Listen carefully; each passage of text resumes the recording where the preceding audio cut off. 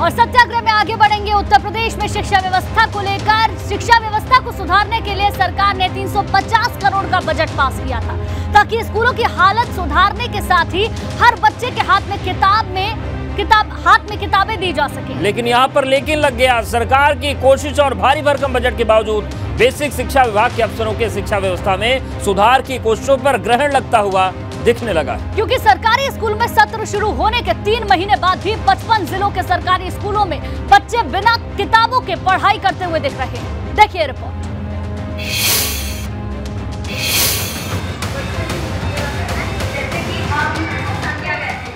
रायबरेली के सरकारी स्कूलों में बिना किताबों के पढ़ाई कर रहे ये बच्चे यूपी के तमाम सरकारी स्कूलों के बच्चों की तरह पुरानी किताबों से पढ़ने को मजबूर है, क्योंकि बेसिक शिक्षा विभाग ने नया सत्र शुरू होने के 3 महीने बाद भी बच्चों को नई किताबें बांटी ही नहीं। इस बार किताब मिली आप लोगों को? नहीं मिली। नहीं मिली सर। अभी नई किताब नहीं मिली है। जो हमारे पहले क्लास के थे हम उन्हीं की किताबों से भी पढ़ रहे हैं। ये हाल सिर्फ रायबरेली से सरकारी स्कूलों के बच्चों का नहीं है, बल्कि यूपी के 55 जिलों के सरकारी स्कूलों में पढ़ रहे बच्चे अब तक बिना किताब ही स्कूल जा रहे हैं। ये कुशीनगर के सरकारी स्कूल की तस्वीर है, जहां टीचर भी हैं और बच्चे भी हैं, लेकिन किसी के पास पुरानी किताब है तो किसी के पास वो भी नहीं। इसके बावजूद जैसे तैसे पढ़ाई जारी है। जो बच्चे हमारे पास होके गए उनसे बंडल बना के किताबें हमने रखवा ली और उन्हीं किताबों को जो बच्चे पास होकर आए उनको दे दी गई। ये तो उन जिलों की बात है जहां किताब पहुंची नहीं। अब जरा राजधानी लखनऊ की ये तस्वीर भी देख लें, जहां किताबों की सप्लाई तो हो गई, लेकिन वो अब भी गोदामों में पड़ी ट्रांसपोर्टेशन का टेंडर निकलने का इंतजार कर रही है। लेकिन बीएसए का दावा है किताबें जल्द ही बच्चों के हाथों में होंगी।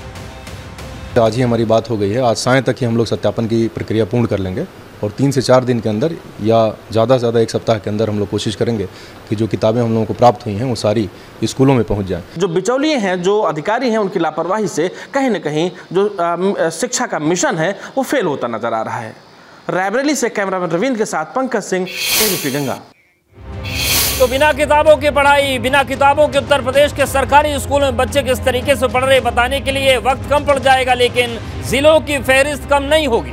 हमने आपको सिर्फ कुशीनगर, रायबरेली, लखनऊ की तस्वीरें दिखाई, लेकिन प्रदेश के बड़े जिलों में भी सरकारी स्कूलों के बच्चों का यही हाल है। बिल्कुल, लखनऊ हो, कानपुर हो, वाराणसी से लेकर प्रयागराज या फिर आगरा, गोरखपुर की बात करें, कहीं भी सरकारी स्कूलों में किताबों की सप्लाई नहीं हो पाई है। तस्वीर आपके सामने। बिल्कुल, ऐसे में सवाल उठना वाजिब है कि जब बच्चों को वक्त पर किताबें ही नहीं मिलेंगी तो वो पढ़ेंगे कैसे और कैसे शिक्षा व्यवस्था में सुधार होगा।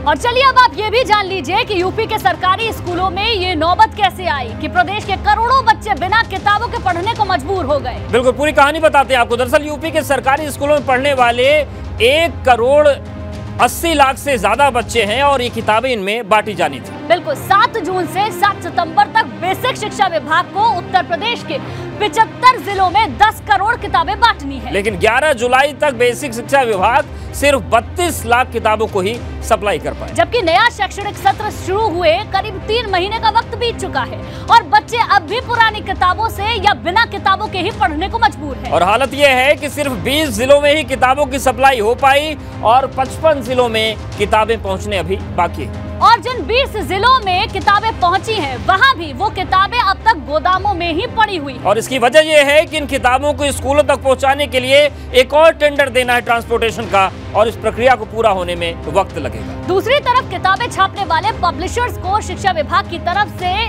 किताबों की छपाई और सप्लाई के लिए सितंबर तक का ही वक्त मिला हुआ है। यानी कि सरकारी स्कूलों का आधा शैक्षणिक सत्र बीत जाने के बाद भी बच्चों के हाथ तक किताबें पहुंचेंगी, इसकी कोई गारंटी नहीं है।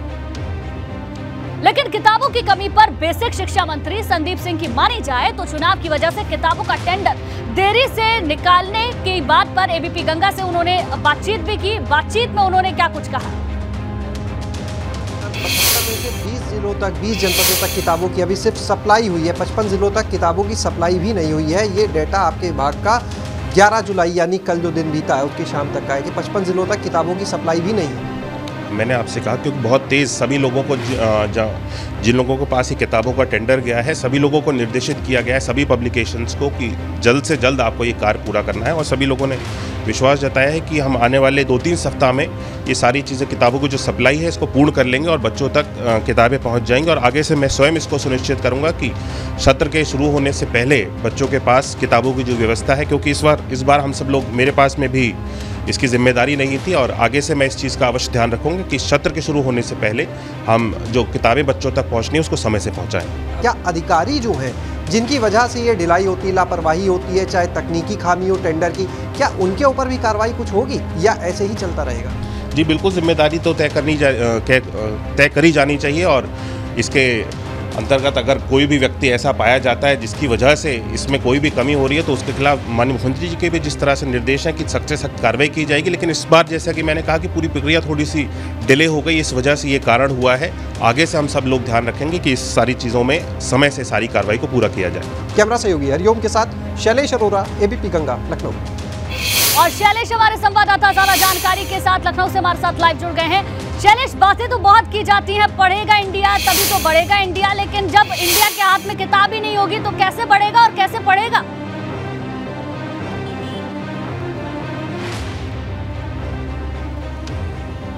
शैलेश। जी बिल्कुल, देखिए निश्चित रूप से बहुत बड़ी खामी है ये पूरे विभाग की, सिस्टम का फेल्योर आप कह सकते हैं, और जो अधिकारी हैं उनकी लापरवाही कहें या फिर जो भी कहें, लेकिन ये तो सच है जो सामने है कि 3 महीने से ऊपर बीत चुके हैं, सत्र शुरू हुए, किताबें अब तक बच्चों के हाथ में नहीं है। और जो तस्वीरें दिखाई, अधिकारियों ने एक दावा किया था कि हम पुरानी किताबों से स्कूलों में फिलहाल पढ़ाई करा रहे हैं, उस दावे की भी आज पोल खुल गई जब एबीपी गंगा की टीमें अलग अलग जिलों में स्कूलों में पहुंची। तमाम जगह पर हमने देखा कि 5 बच्चों में एक किताब है, और ऐसे क्लास भी मिले जहाँ पूरी क्लास में एक भी पुरानी किताब नहीं थी। तो हकीकत सामने आ गई है कि नई किताब तो छोड़िए, पुरानी तक इन बच्चों को मयस्सर नहीं अभी फिलहाल किताबें। जहाँ तक बात की जाए इस पूरी व्यवस्था की, तो देखिए टेंडर खेला जा रहा है। पहले टेंडर में देरी, एक टेंडर पहले होता है, उसमें तकनीकी खामी होती है, उसको रद्द कर दिया जाता है, उसके बाद दूसरा टेंडर होता है, फिर उसके बाद प्रक्रिया चलती है, अब ट्रांसपोर्टेशन के लिए टेंडर। तो ये टेंडर चल रहा है, लेकिन किताबें बच्चों के हाथ में कब आएंगी ये बड़ा सवाल है। और ये सवाल इसलिए भी कि 350 करोड़ से ऊपर का बजट है, बजट खर्च हो जाएगा। जब वित्तीय वर्ष खत्म होगा तो विभाग दिखाएगा कि भाई देखिए हमने इतने करोड़ की किताबें खरीदी और बांट दी, लेकिन क्या कोई ये बताएगा कि किताबें हमने कब बांटी? क्या आधा सत्र बीतने के बाद ये किताबें बच्चों को दी जाएंगी जब 6 महीने बीत चुके होंगे उनके सत्र के? क्योंकि जो कंपनीज को वक्त दिया गया है, जो फर्म है जिनको सप्लाई का 90 दिन का वक्त था 10 करोड़ किताबों के लिए, और शुरू इन 90 में से जो 35 दिन यानी 1/3 से ज़्यादा वक्त बीतने के बाद भी महज 32 लाख किताबें जो थी वही सप्लाई हुई हैं। और हम देखिए बार बार एक शब्द इस्तेमाल कर रहे हैं, सप्लाई। हम ये नहीं बोल रहे कि बच्चों के हाथ में पहुंची, क्योंकि सप्लाई के बाद अभी आगे की प्रक्रिया होगी, तब वो बच्चों के हाथों में जाएंगी। तो ऐसे सिस्टम की अगर बात करें तो जिम्मेदारों पर कार्रवाई होना भी तय है, क्योंकि ये कोई नई बात नहीं है। हर साल हम देखते हैं, पिछले सालों में भी जाए तो इस तरह की लापरवाही दिखती है। ना तो ये सत्र अचानक से टपक गया था कि 1 अप्रैल से अचानक कोई घोषणा हो गई हो कि 30 मार्च को 31 मार्च को बोल दिया कि नहीं जी 1 अप्रैल से सत्र शुरू होगा, ऐसा कुछ नहीं था।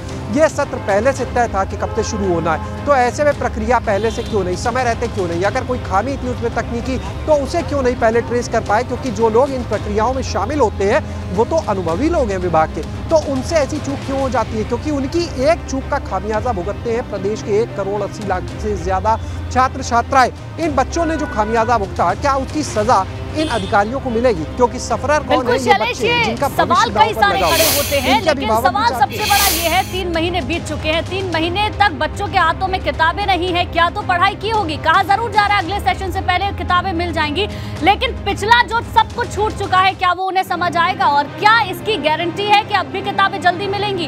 कब कार्रवाई होगी? सवाल कई सारे। बहुत बहुत शुक्रिया चले जानकारी के लिए आप।